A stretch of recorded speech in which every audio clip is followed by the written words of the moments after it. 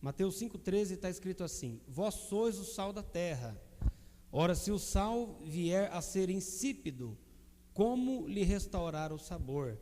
Para nada mais presta, senão para, lançado fora, ser pisado pelos homens. Diga: eu sou o sal da terra.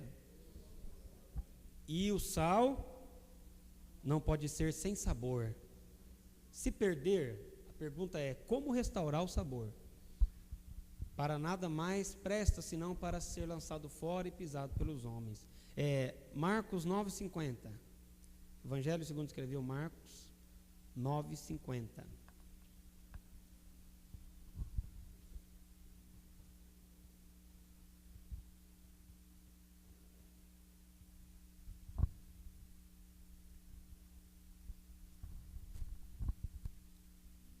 Marcos 9,50.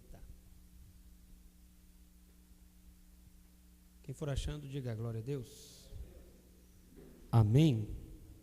Marcos 9,50 está escrito assim: bom é o sal, mas se o sal vier a tornar-se insípido, como lhe restaurar o sabor? Tende sal em vós mesmos e paz uns com os outros. Fala para o teu irmão: tem sal aí? Amém, irmãos? Negócio estranho, né? Jesus pergunta se tem sal e paz. Você é o sal. Sal não é uma coisa de religião oculta, usa sal para tudo. Mas o Senhor Jesus, em várias partes da Bíblia, vai falar sobre essa história. Na verdade não é história, na verdade é característica de pessoas do reino de Deus. Bom é o sal, mas não pode perder o sabor. Tem de sal em vós mesmos e tem de paz uns para com os outros. Amém? Assentai-vos, irmãos, no nome de Jesus.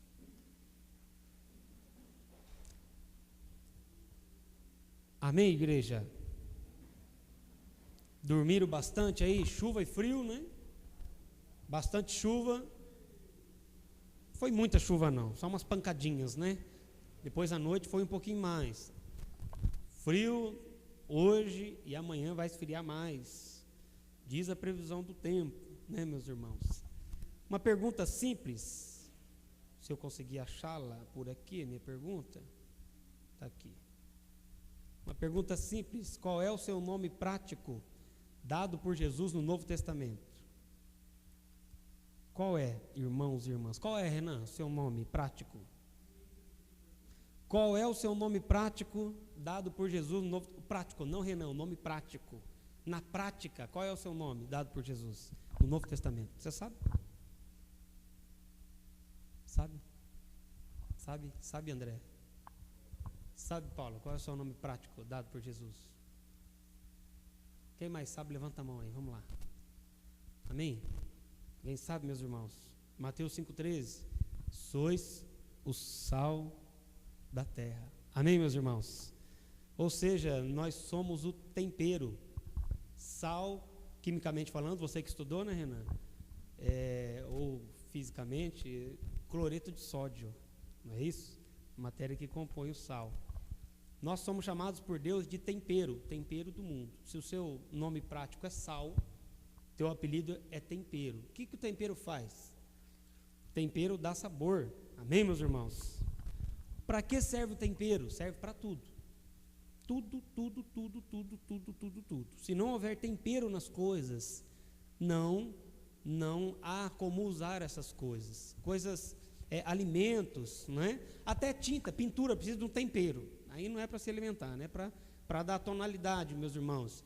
Poderíamos montar uma banda aqui, Paulo. Tempero do Mundo, não é, meus irmãos?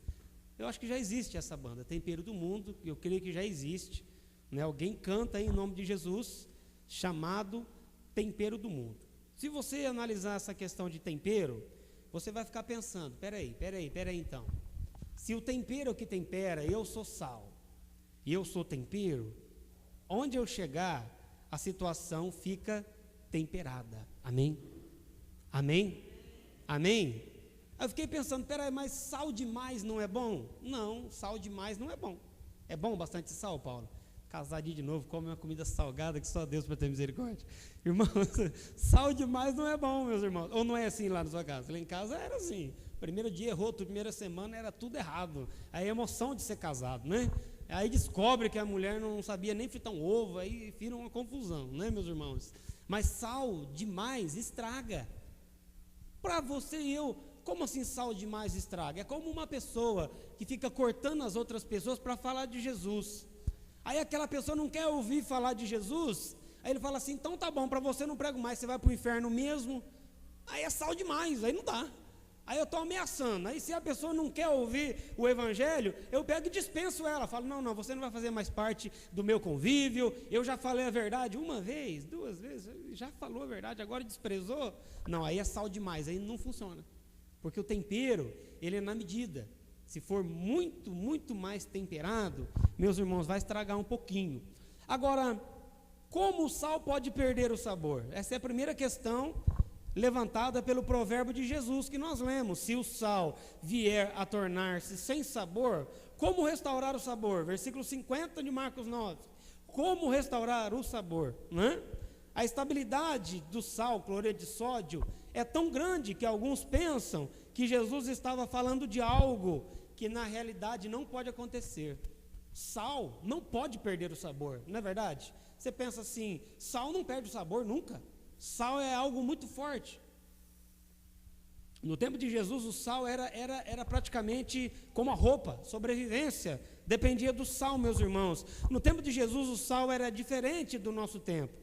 Por não tratar-se de sal refinado, era um sal impuro, cheio de misturas, uma mistura de vários minerais, gipso, carnalita e outros, com o verdadeiro sal que nós conhecemos, que é principalmente o cloreto de sódio. Então tinha o cloreto de sódio e mais umas misturas, mas pensavam os discípulos que esse sal não poderia perder o sabor. Quando Jesus disse que o sal perdia o sabor, eles começaram a pensar por quê?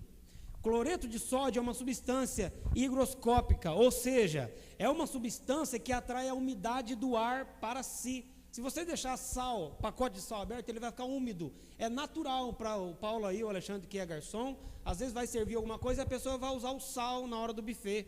E aquele sal, ele está úmido. Por mais que você esteja trabalhando com aquele sal, ele vai ficar úmido. Aí quando eu era garçom, eu aprendi que sal, para não ficar úmido, você faz o quê? Você torra ele, esquenta ele um pouquinho. Dá uma torradinha nele, antes de encher o saleiro, ele vai ficar quentinho. Aí depois que ele torrar, você coloca alguns grãos de arroz nele, entendeu? Aí aqueles grãos de arroz cru no meio do sal, aí coloca no tubinho. Aí você vai chacoalhar, ele vai pegar um pouquinho de umidade no arroz e o arroz vai limpar os buraquinhos de saleiro, ele vai continuar ralo e vai descer. Esse é o segredo. Eu fui no lugar que o sal não era assim. Falei, está faltando experiência para o dono do restaurante para entender que sal no saleiro, ele se mantém seco se você torrá-lo, quando for trocar as coisas do saleiro e colocar arroz para puxar a umidade. Então o sal atrai a umidade do ar. Esta água que ele puxa com o tempo, ela vai se dissolvendo e carreando o cloreto de sódio daquela mistura de minerais. Então aquelas misturas, como o sal atrai água, ela ia tirando o cloreto de sódio. Todas as misturas que compunham o sal naquela época, né? Então ela ia tirando todo o cloreto de sódio. E aí quase tudo ia embora. E o sal que sobrava era apenas um bloquinho de giz. Então daquela mistura de sal, o sal original, o cloreto de sódio, tirava a umidade do ar e sobrava o sal, tipo de um giz. Por isso Jesus falou, vai sobrar isso e não vai prestar para nada. Além de tudo, tinha os comerciantes espertos naquela época que misturavam outras coisas no sal. E misturando outras coisas no sal, havia ali uma adulteração do sal e não podia ser equivalente ao que eles iriam usar, né? Então, quando o Senhor Jesus mostra para nós essa questão de o sal perde o sabor, qualquer uma destas coisas ia ocorrer, o sal que resta não tinha mais utilidade e era jogado fora no passeio público. Por isso nós lemos lá em Mateus, né, que o sal perde o sabor e é pisado pelos homens, porque aquele sal que não servia para mais nada, aquele sal que toda a umidade do ar ele levou cloreto de sódio embora, era jogado no passeio público, nas ruas, né, daqueles lugares. Então as pessoas pisavam naquele sal que não tinha mais